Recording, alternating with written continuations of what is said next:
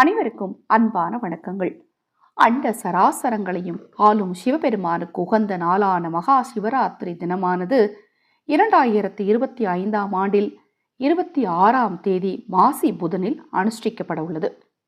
மகா சிவராத்திரி நாளில் சிவனை நோக்கி விரதமிருந்து முறையான வழிபாடு செய்தால் சிவனின் அருளும் ஆசையும் கிடைக்கும்.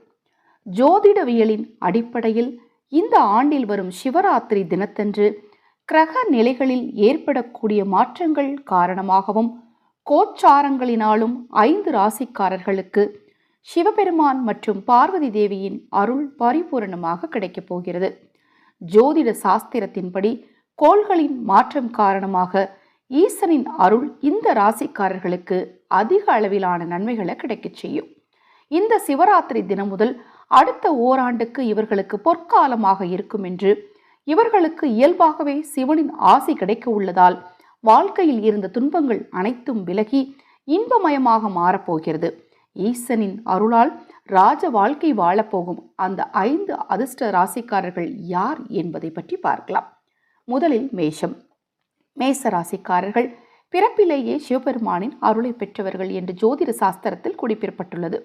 இந்த ஆண்டில் வரக்கூடிய சிவராத்திரி தினத்தன்று உங்களுக்கு சிவனின் கடாட்சம் பூரணமாக கிடைக்கும்.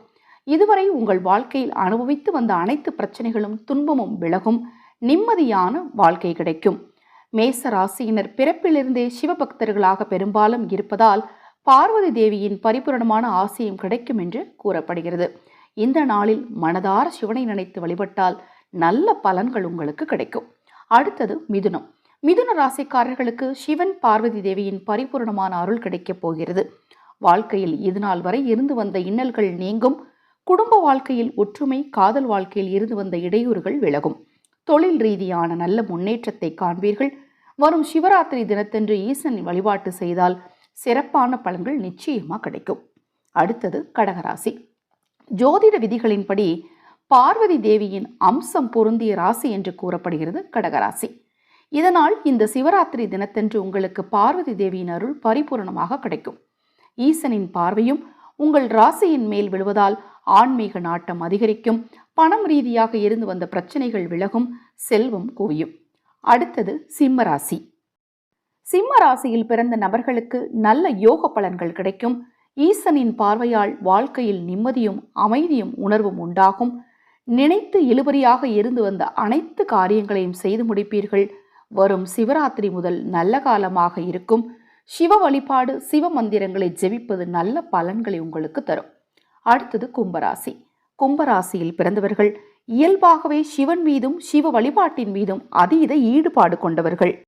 சிவ அம்சம் பொருந்திய ராசியாக கும்பராசி கருதப்படுகிறது. அதனால் இந்த ஆண்டில் வரும் சிவராத்திரி தினத்தில் அதிகப்படியான நன்மைகள் உங்களுக்கு கிடைக்கும். சிவ வழிபாட்டை மனமுருகி மனதார செய்ய உங்க வாழ்க்கையில நிச்சயமா முன்னேற்றம் கிடைக்கும்.